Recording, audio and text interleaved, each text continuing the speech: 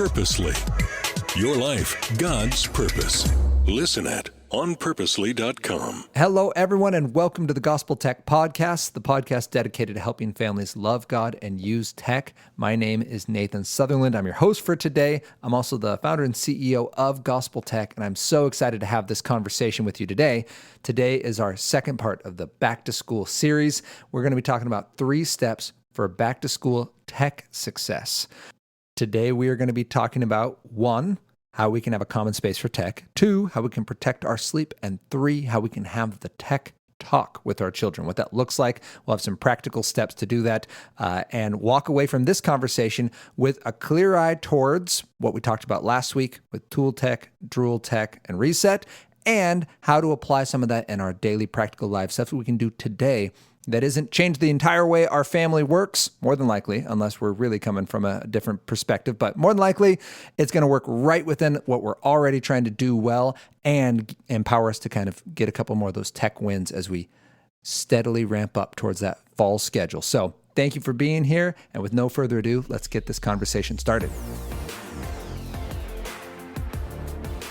Welcome to the Gospel Tech Podcast, a resource for parents who feel overwhelmed and outpaced as they raise healthy youth in a tech world. As an educator, parent, and tech user, I want to equip parents with the tools, resources, and confidence they need to raise kids who love God and use tech.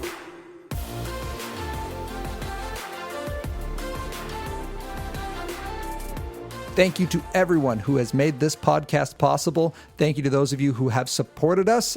We have passed the 90% of our annual goal, way over what we were hoping to do so far. So thank you for being a part of that. If you want to still support, you can go gospeltech.net/donate.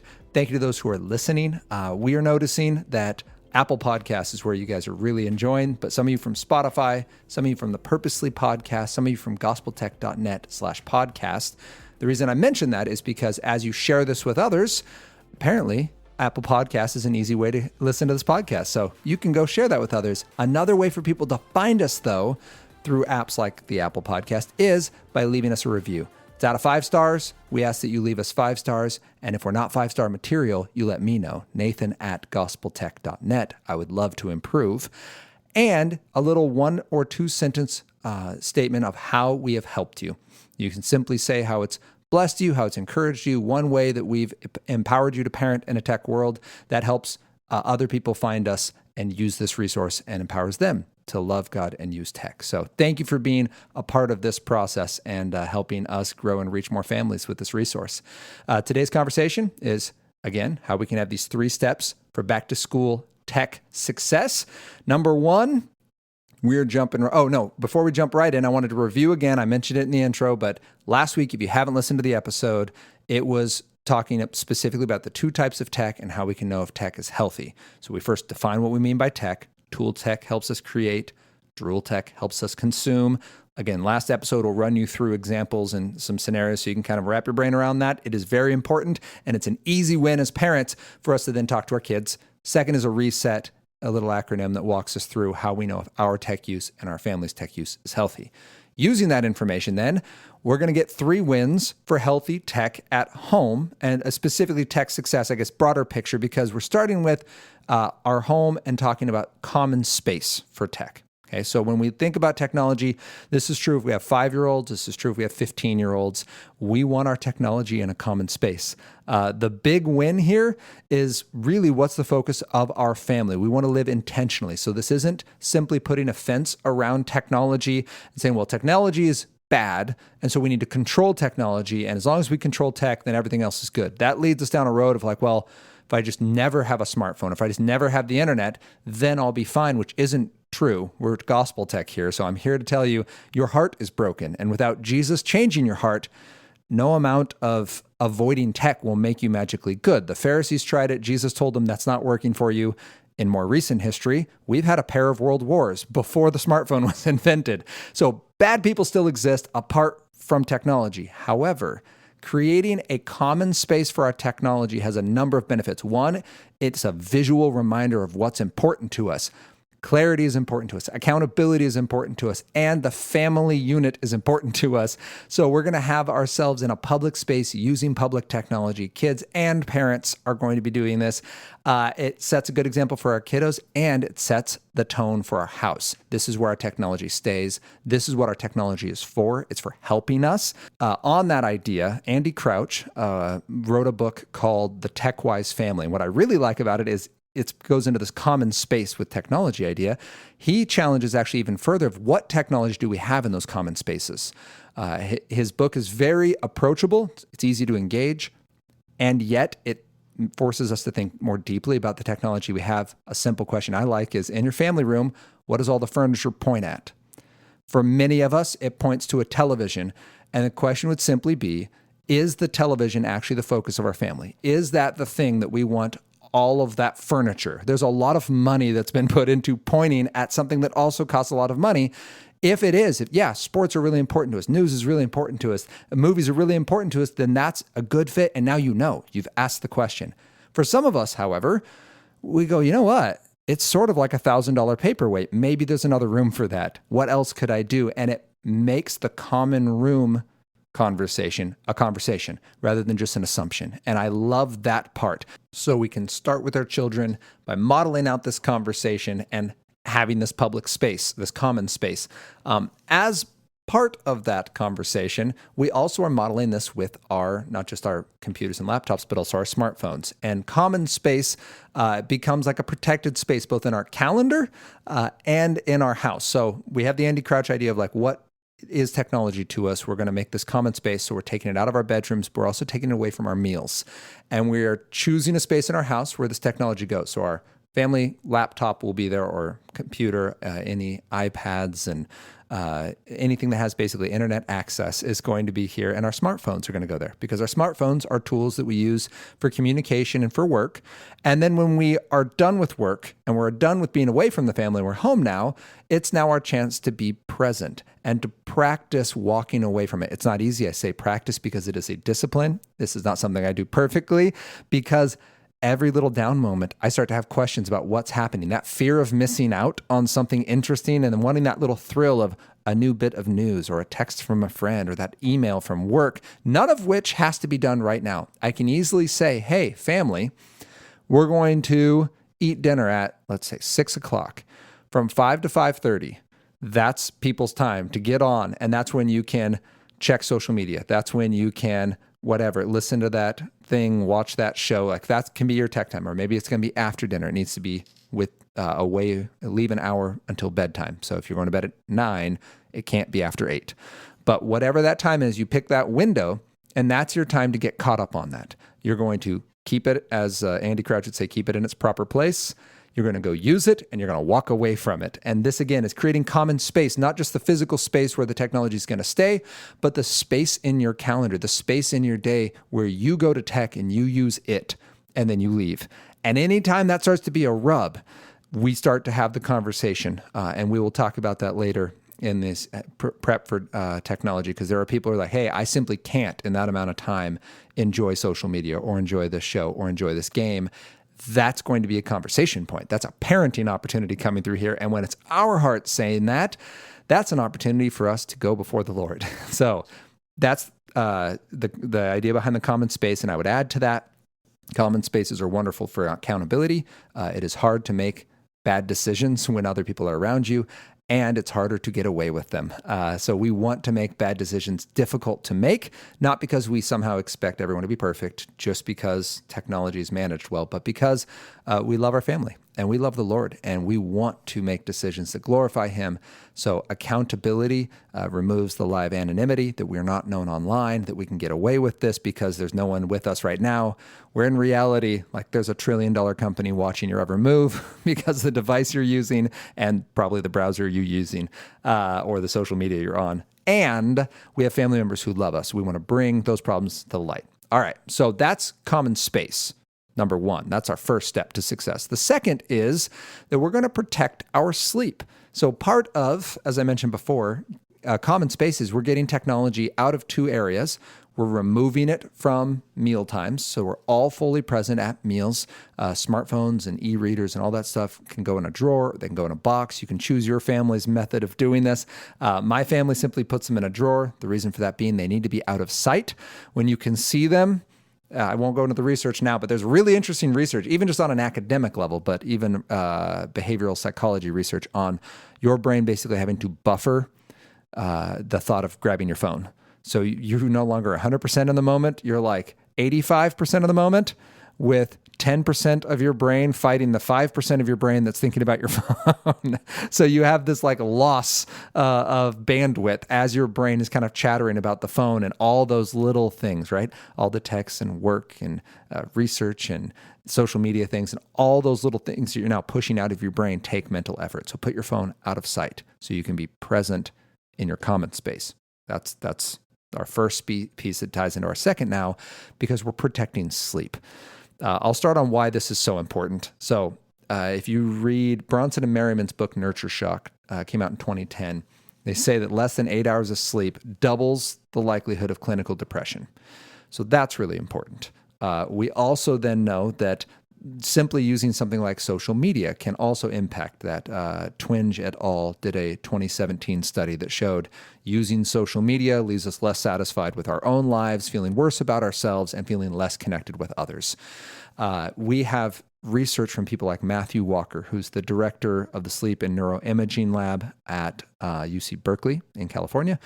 And his statement is that sleep impacts every area of life: intelligence quotient, emotional quotient, learning, memory, literally every part of our lives that is important to us. So we want sleep. We then also need sleep. We want to protect it. The American Academy of Pediatrics actually agrees with this. Their quote is that technology should never interfere with a child's sleep. They're not saying never use technology, but whatever the tech is, it should never interfere. Well, the reason that comes back to the bedroom is in 2014, Hirschner and Chervin found that, and I quote, frequent use of technology before bed is associated with sleep difficulties and daytime sleepiness. So if we know that sleep is critical for our learning and emotional well-being, if we know that using technology before bed hurts our sleep, then it's very logical to take the approach that the actual chief editor of Wired, former chief editor of Wired had, which is there's no screens in the bedroom, period, ever.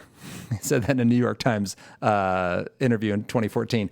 And that's a very good approach. And the idea simply being, if it's meant to be engaging, if it's meant to be entertaining, if it's meant to be fun, then we don't want that in the same space where we're trying to be sleepy, because sleep is super, super, super important. At the end of the day, there's zero evidence that says having tech in the bedroom is beneficial.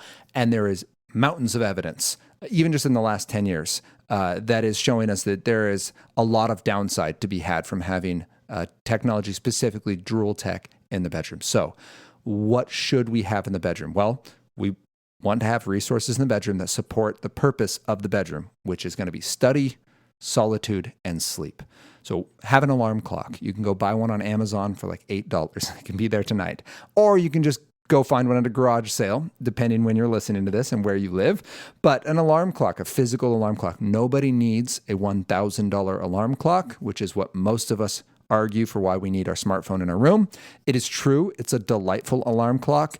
Maybe when you go out for work trips or something, that is necessary. But I'm telling you, you don't need that.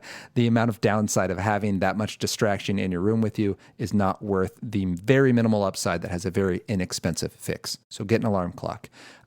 You can bring in something to beautify the space. You can have a plant. You can bring in blackout shades so the light doesn't disrupt you. Just a teeny bit of light can actually mess up a REM cycle, which is very important for your successful night of sleep. You can bring in a study space. So maybe you need a desk or a lamp or a giant beanbag. I don't know. But by the way, the study space is going to be computer and smartphone free for two reasons. One, practice. We need to work without our electronic devices sometimes. However, if it's only school online, then that laptop can be in a public study space. And you don't need that in the room because that's no longer one of the purposes of this bedroom because we're keeping technology out of the room. again, there are extenuating circumstances, online school with 3 siblings, right, where you just run out of rooms. I get that.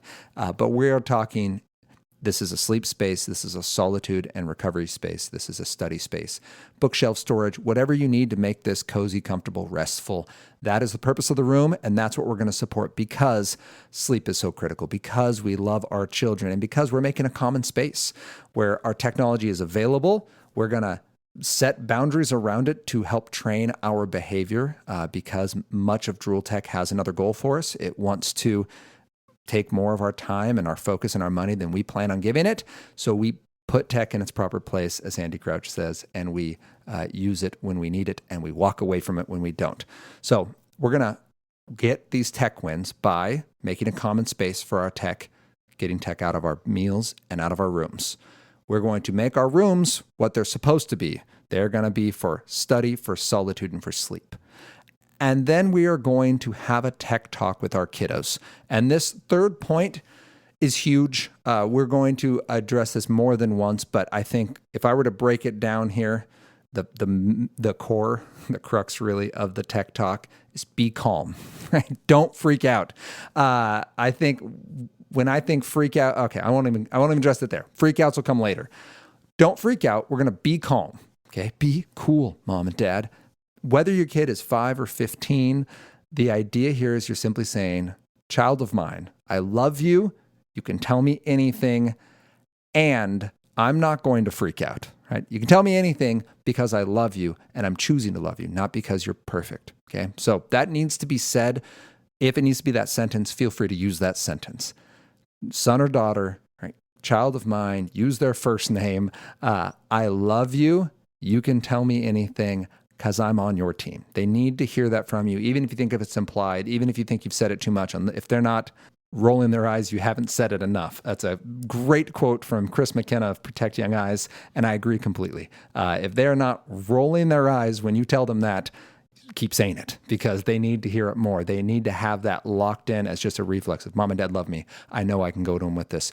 And the reason for that is the 3 topics we need to address with them. Again, as young as kindergarten, they need to hear some version of these 3. They need to hear about mean people, the idea of bullies, that we need to be a friend. We need to be, as Jesus shows us, the neighbor to yes, the victim who's receiving that, but we also need to love the victimizer. That individual is very unhealthy. In fact, the likelihood that someone is a bully, it's very likely they've been bullied, and so you have the bullied aspect there, and they are 10 times more likely to suffer depression and self-harm than someone who has been bullied. So when we see these kind of chronic bullies in your brain, you can think back to that kid that was super mean to you. That individual was in a really sad space. We don't have any healthy bullies, 0. We have 0 people who are bullies because they are well. Something's always off. So we need to get them the help they need, and we need to be there with the other person. With our younger children, that can simply be a conversation of tell an adult, ask the other kid if they're okay. We need to get over this idea, like Dare pitched to us when we were all kids, that we're going to be the person to stand on the lunch table with like a cape on and point at that person and be like, you must stop. And instead, we just bore the shame of never stepping in and never helping.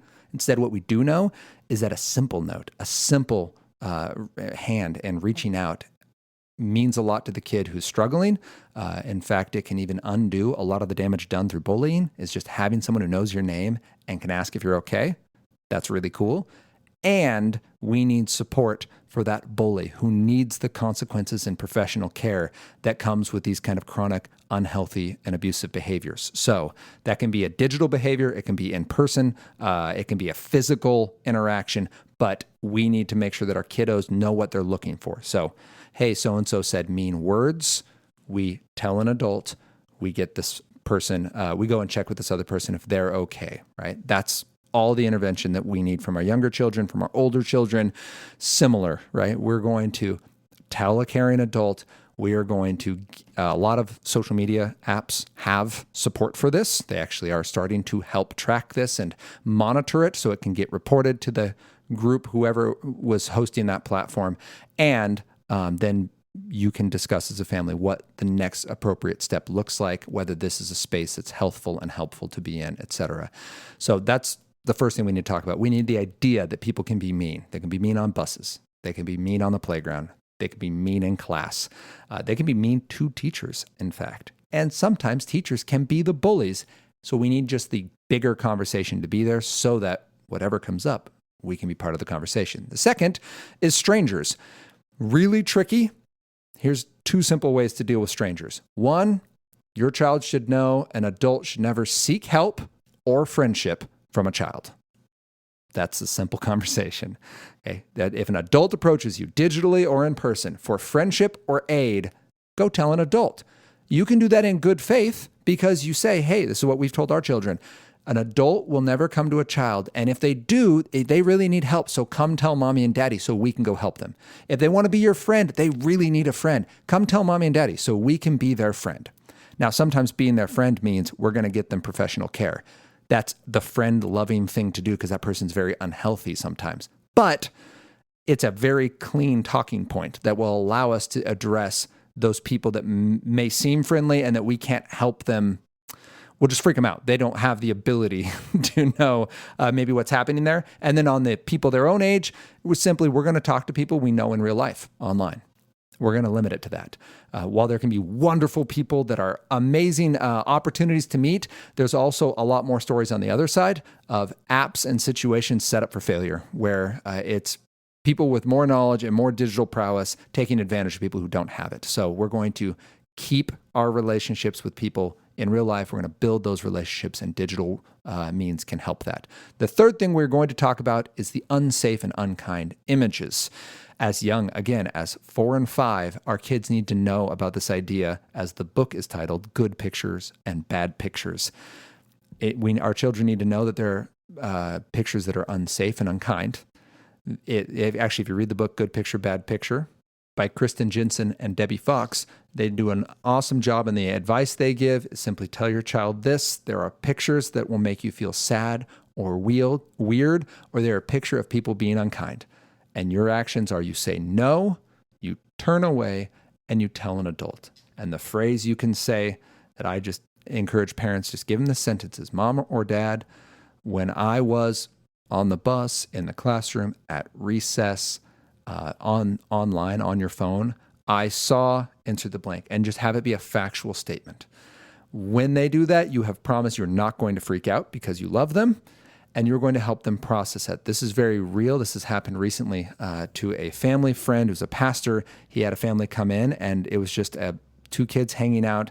They had this silly app that was supposed to connect you with someone else on the world, and you could talk about common interests. And twice they did this right in a row, and both times was an immediate inappropriate interaction. They shut it down, they told somebody, and now they're processing it, and that's really healthy.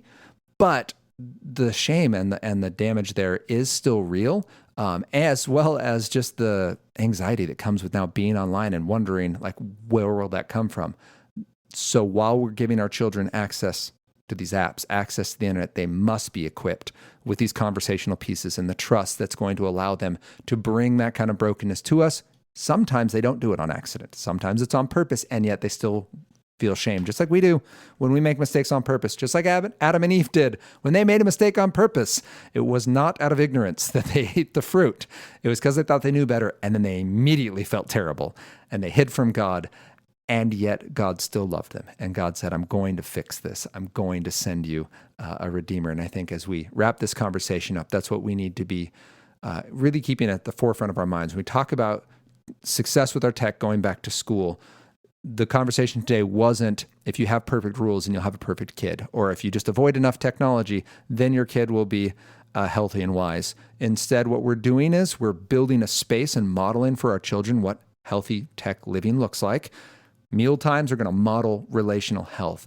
Sleep is going to model intentional living and intentional healthy choices. That's going to roll over to eating and go over to relationships and go over to those other things. We're going to protect our sleep because everything we have in the world of science and research tells us we must, and that technology fights our sleep. So that's why we're keeping it out of the bedrooms as well. And we're going to have tech talks about mean people, about strangers and people that might be unsafe, without freaking our kids out, without doing a whole like Dateline special or 60 minutes.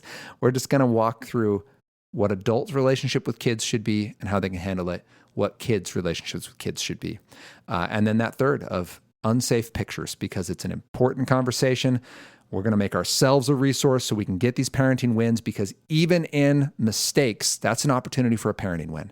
It's an opportunity for us to extend the love of Jesus, because think about how many people made mistakes around Jesus. Like, he hung next to a convicted murderer. He had a woman of ill repute washing his hair while he was being hosted by an absolutely self-righteous, huge jerk of a religious leader at the time, who didn't even wash his feet when he came in, which was customary, who didn't kiss him on the cheeks when he walked in, which was customary. It's like inviting someone to your house and then refusing to shake their hand.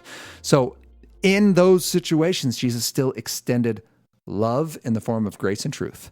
He valued them where they were at, and he shared with them the hope they had for redemption with their Heavenly Father. And that's what we can do with our kiddos wherever they're at. So I hope this conversation is helpful and encouraging to you.